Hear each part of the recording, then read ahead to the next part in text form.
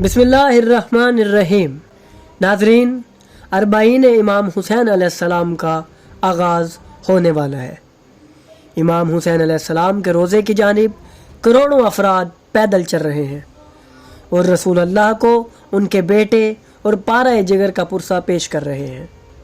آخر یہ پیدل چلنا اور امام کے روضے کی طرف جانا کیوں ضروری ہے؟ لفظ اربعین کا مطلب کیا ہے اور کیا یہ لفظ قرآن میں آیا ہے؟ امام حسین علیہ السلام کے روضے کی زیارت سب سے پہلے کس نے کی؟ آج کی اس ویڈیو میں ہم انہی سب حقائق کو بیان کریں گے۔ ناظرین، امام حسن عسکری علیہ السلام نے جب مومن کی نشانیاں بیان فرمائی تو ان میں سے ایک یہ تھی کہ مومن زیارت اربعین پڑھتا ہے۔ جب ہم اس لفظ کی حقیقت تلاش کریں تو ہمیں قرآن میں جا بجا اس لفظ کا ذکر ملتا ہے۔ ناظرین، حقیقت میں اس لفظ کا معنی 40 کا عدد ہے۔ قرآن میں کئی مقامات پر اس لفظ کا استعمال ہوا ہے۔ سورہ اعراف میں اللہ نے حضرت موسیٰ علیہ السلام کو 40 راتوں کے لیے کوہ طور پر بلایا تاکہ وہ اللہ سے ہم کلام ہوں اور انہیں بدلے میں تورات عطا کی جائے۔ اس آیت سے ہمیں اس عدد کی اہمیت کا اندازہ ہوتا ہے۔ ناظرین، اس کے علاوہ جب ہم سورہ احقاف کی تلاوت کریں تو ہمیں ایک اہم راز دیکھنے کو ملتا ہے، وہ یہ کہ اللہ کا ارشاد ہے، انسان جب 40 کی عمر تک پہنچتا ہے تو اس کی عقل پختہ ہو جاتی ہے اور وہ حقیقی طور پر شکر ادا کرنے کے قابل ہو جاتا ہے۔ اس آیت میں بھی ہمیں 40 کا عدد نمایاں حیثیت کا حامل نظر آتا ہے۔ نیز اللہ نے سورہ مائدہ میں بیان کیا کہ بنی اسرائیل پر جب عذاب آیا تو ان کے لیے زمین 40 سال کے لیے حرام کر دی گئی۔ اسی طرح روایات میں بھی 40 کا عدد بہت اہمیت کا حامل ہے۔ رسول پاک حضرت محمد صلی اللہ علیہ وآلہ وسلم کی بعثت کا آغاز بھی 40 سال کی عمر میں ہوا۔ روایات میں آتا ہے کہ جب کوئی بندہ مومن اس دنیا سے رخصت ہوتا ہے تو زمین اس کے لیے 40 روز تک گریہ کرتی ہے، اور نماز شب میں بھی اہل بیت نے 40 افراد کے لیے دعائے مغفرت کرنے کی تاکید فرمائی ہے۔ اور ایک ایسی روایت جو تمام امت میں مشہور ہے وہ یہ کہ جب کسی دعا پر 40 افراد آمین کہہ دیں تو اللہ اس دعا کو رد نہیں کرتا۔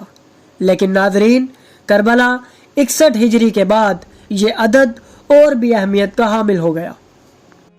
جب اہل بیت علیہ السلام کا لٹا ہوا قافلہ امام حسین علیہ السلام کی زیارت کرنے کے لیے ان کی قبر مبارک پر آیا، اور یہ روز 20 صفر کا تھا، یعنی اربعین امام حسین علیہ السلام کا دن، جسے امام حسین علیہ السلام کا چہلم بھی کہا جاتا ہے۔ ناظرین، اس دن تمام مخلوقات امام حسین علیہ السلام کے غم میں گریہ کرتی ہیں اور حضرت محمد صلی اللہ علیہ وآلہ وسلم کو ان کے نواسے کا پرسہ دیتی ہیں۔ دنیا بھر سے زائرین اس روز امام حسین علیہ السلام کے روضے پر حاضر ہوتے ہیں اور زیارت اربعین کی تلاوت کرتے ہیں۔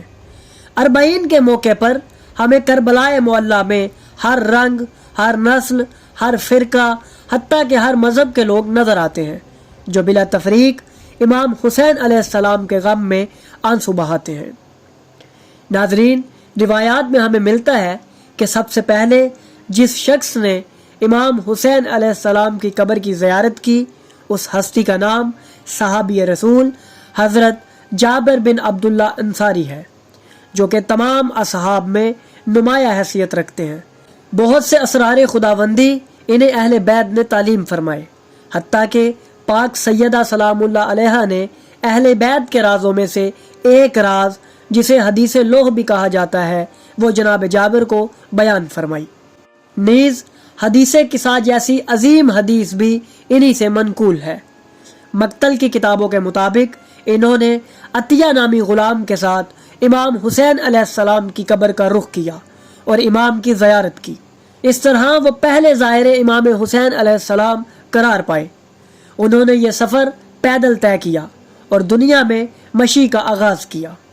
جناب عطیہ فرماتے ہیں کہ جابر بن عبداللہ انصاری امام کی قبر کے پاس پہنچے تو 3 مرتبہ اللہ اکبر کہا اور گریہ کرنے لگے۔ اسی حالت میں بے ہوش ہو گئے۔ جب ان کو ہوش آیا تو آپ نے سلام کہا اور درد بھرے مصائب بیان کیے۔ ناظرین، امام حسین علیہ السلام کی قبر کی زیارت کرنے کے لیے صرف انسان ہی نہیں بلکہ تمام مخلوقات جوگ در جوگ حاضر ہوتی ہیں، مگر ہم ان کا شعور نہیں رکھتے۔ امام حسین علیہ السلام کا چہلم یعنی 40 ایسا آفاقی معجزہ ہے جسے سمجھنا انسانی عقل کے بس کی بات نہیں۔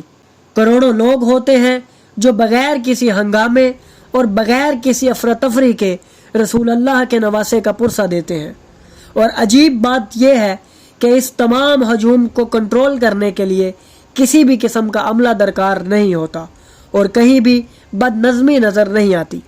یقیناً یہ ایک امام حسین علیہ السلام کا زندہ معجزہ ہے جو کہ قیامت تک جاری رہے گا۔